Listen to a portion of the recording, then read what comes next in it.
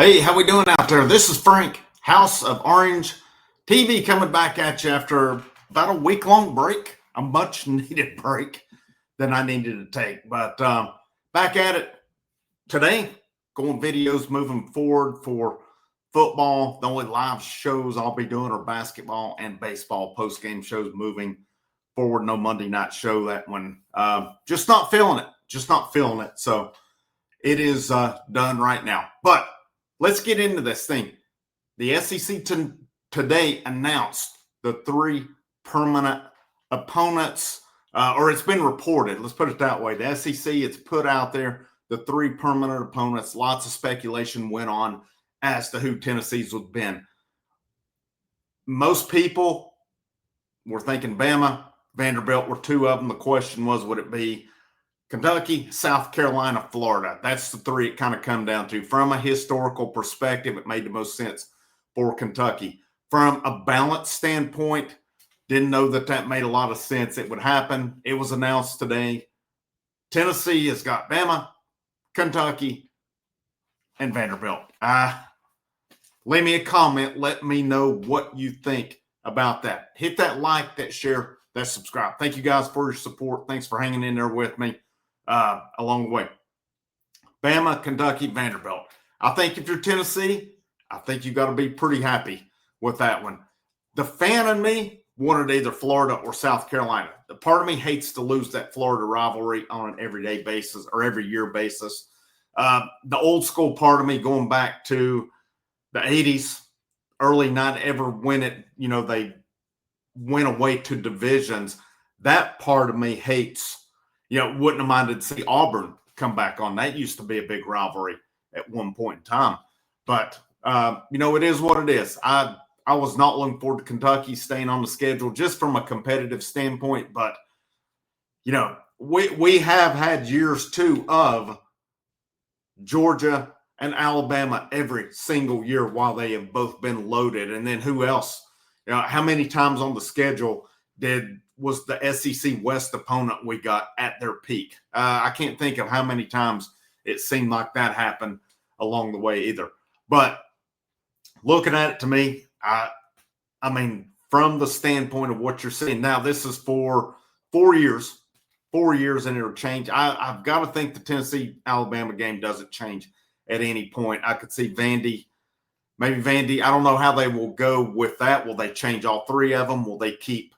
I would think you want to keep these traditional rivalries intact. I mean, for Alabama, I can't see how you get rid of Auburn nor Tennessee off of their schedule. And it may be the same thing with Tennessee and Vanderbilt as well from the in-state perspective of it. Going with it next year. Now, you got to wonder, too, is there ever a point the SEC could go to 10 games? I don't know if they will. They did it because of the COVID, the whole thing with COVID back in 2020. I don't know that they would do that again. But, when we look at it as well, these three probably make the most sense, again, from a historical perspective.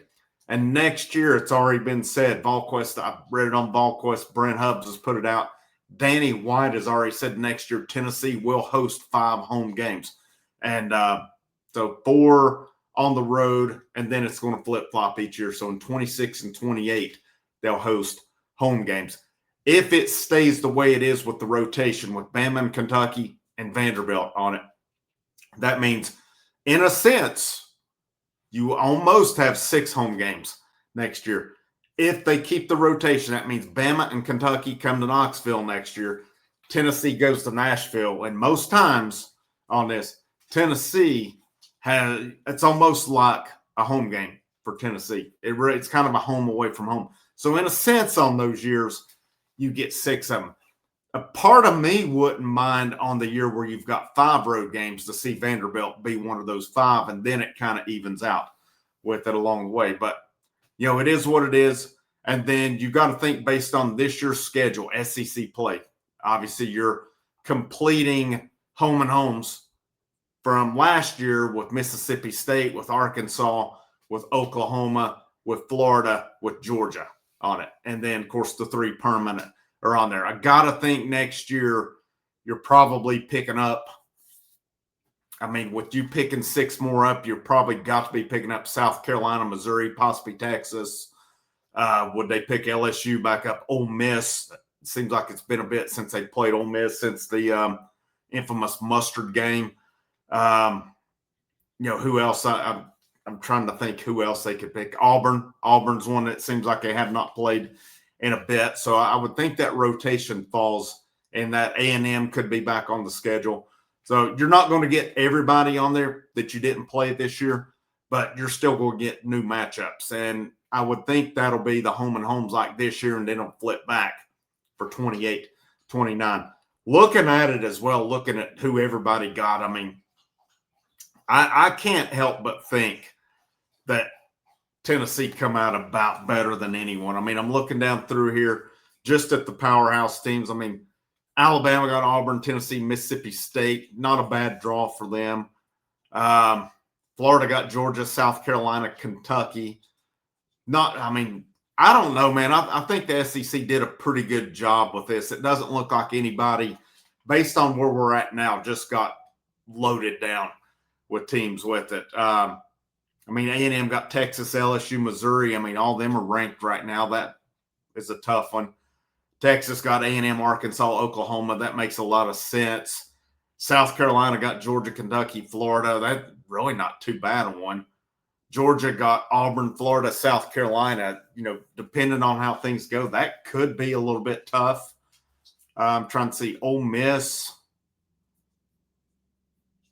Why are they not listed on here? Yahoo's totally left Ole Miss off here from what I see. But got to think Mississippi State, LSU, and maybe, well, let's see, I can put it together here. I see Ole Miss on LSU's schedule. Obviously, Mississippi State and Oklahoma. Okay, so that's their 3. Not a cupcake by any means on it. So that's official, and got to think, when will they announce the actual SEC schedule? They normally come out with those a bit earlier to know. And I saw something about Tuesday night, and I'm not sure if that's when the schedules will be announced or if they're just going to announce the permanent opponents at that point. So that'll be kind of interesting to see. But I wouldn't think it would be too far off when they would announce the actual SEC schedules for next season. They normally do a whole event with that. And maybe that is what I saw, that they'll announce it on Tuesday night. It is. Okay. It's SEC will announce every football opponent for every school across the next 4 years tomorrow night at 7 o'clock on the SEC Network and ESPN2. So there you go. That'll be pretty interesting tomorrow night as well to see how the schedule plays out, see who Tennessee goes to next year, who they get in here also. But, a lot to talk, probably, look at some more stuff of football this week. I want to do some preview on fall ball, baseball. That's starting this week. We'll take a look at what Tennessee's got, who's coming back, who's coming in. We'll kind of break that down as well. But, again, took a much-needed little break. I just needed a break from it for a little bit. Just super busy. And so this is where we go moving forward. No more Monday night live show. Basketball, baseball, once those roll around, I will be live. That'll be kind of our thing here, do live shows. Frank, House of Orange, good to see you again. You guys take care, and I'll see you when I see you.